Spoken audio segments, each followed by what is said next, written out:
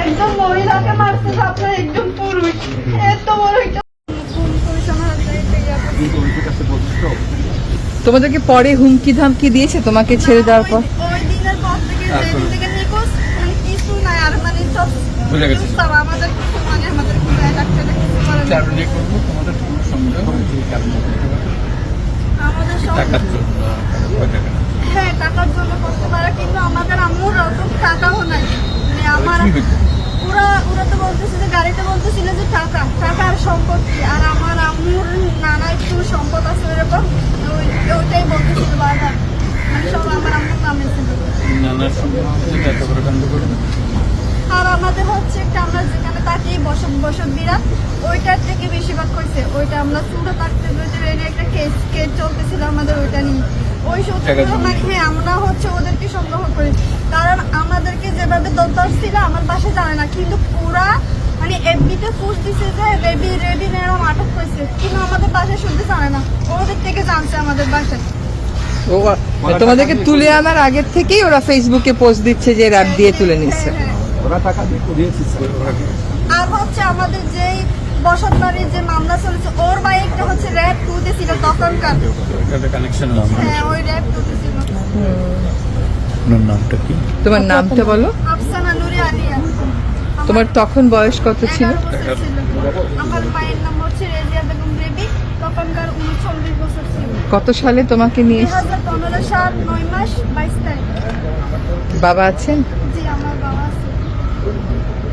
আমার হচ্ছে একটাই কথা, আমার আম্মুকে চাই, আমার মানে যেরকম করে পারেন আমার আম্মুকে একটু আমাদের কাছে ফিরে দেন। তুমি যাদেরকে সন্দেহ করো তাদেরকে কি এখন গ্রেফতার করেছে? না ওরা হচ্ছে আরেকটা মার্ডারও করছে, মানে ওরা আমাদের এলাকা হচ্ছে প্রভাবশালী, ওদের চোখে চোখে দিবে না, কেউ কথাও বলতে পারে না। ওরা এখন বাইরে আছে, ঘুরে বেড়াচ্ছে? হ্যাঁ ওরা মার্ডারও করছে আবার ঘুরে বেড়াচ্ছে, মানে ওদের কথা ওইখানে হ্যান্ডকাপ আপনার কালো কাপড় দিয়ে চোখটা ফেলে আমার আম্মুকে সাউন্ড বক্সে বড় বড় করে গান দিয়ে মানে অনেক মারধর করছে।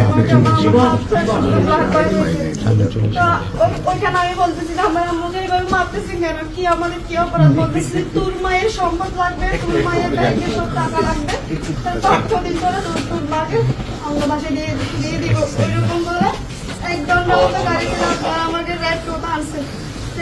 আনার পর আমাকে এখানে রাখছে, যেখানে ছোট একটা সেল ছিল, আমরা বসতে বাইরে ওইরকম অবস্থা। আর জানলা দিয়ে আমি না এরকম একটা মানে কর্নার ছিল আপনার। আমি হচ্ছে আমার আম্মু রাত্রে মানে আমার আম্মু একটু মোটা টাইপের ছিল, একটা হাতটা একটু ফুলে যাচ্ছিল, আমি বলতেছি আমাকে খুলে দিয়ে না আমার আম্মুকে খুলে দেন, হাতটা শুদ্ধ খুলে দেন। ওরা বলতেছে তোমার আম্মুর চাবে, আমাদের কাছে না হেডফোন আর আছে। আমার বাথরুম এসছে, আমি বাথরুম এসছে একটু খুলে দেন, আমি অনেক চিৎকার চেঁচা বলছি, অনেক পায়ে শুধু ধরছি খুলে দেন। তারপর আমার আম্মু ওয়াশরুম আমি করে এবার গিয়েছি, ওই সাইডে গেছি, এটা হচ্ছে অনেকগুলো ব্যাগের দিয়েছিল হসপিটাল আছে না ওইরকম একটা সিট অনেকগুলো সিট ছিল, আমরা বাথরুম করে এসেছি পুরো আমি র্যাবের কাপড় পরছিল এখন কালো দিচ্ছি, আর এখানে র্যাব লেখা আছে ওইরকম দিচ্ছি, আর গায়ে দিচ্ছি। তখন আমি সবগুলো দেখতেই পেয়েছি, কারণ ওইটা হলো সবটাই ইয়ে করে ওরা আমার একদিন এক বেতন। আবার ওই দিন রাত্রে আমার আম্মুকে মারা হয়েছিল, আবার মারছে, কিন্তু আমাকে কিচ্ছু করে না, সব আমার আম্মুকে। একজন মহিলাকে মারছে, আপনার একজন পুরুষ, এত বড় একটা পুরুষ আমার আম্মুকে মারছে আমার সামনে, কিন্তু আমি কিছু করতে পারি না।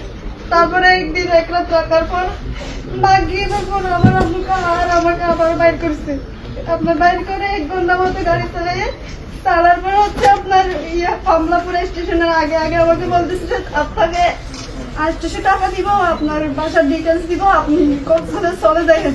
ওইটা মানে মুখ থেকে ইয়া করেন, আমাকে লাথি মেরে ফেলে দিচ্ছে গাড়ি থেকে, ধাক্কা দিয়ে ফেলে দিচ্ছে গাড়ি থেকে, আমি অজ্ঞান হয়ে যায়। একটা ইমাম সামনে আমাকে পাইছিল, পাওয়ার পর বাস কাউন্টারে গেছে পর আমার নাম্বারটা নিয়ে আমার আব্বুদাকে কল দিতে, কল দেওয়ার পরে আসছে। আমরা আবার ওই দিন রাত্রে সকাল আমরা আবার রেড 2 আসছিলাম, আসার পর আমি একদম মানুষকে এখানে ছিঁড়ে ফেলছি, ওরা আমাকে এইভাবে ধরে ধাক্কা দিয়ে আবার বাড়ি করে ফেলছে। তখন থেকে এখন 9 মাসের প্লাস আমার আমার কোনো খোঁজ নাই, আমরা এখন জীবিত ওনার মৃত কিচ্ছু জানি না।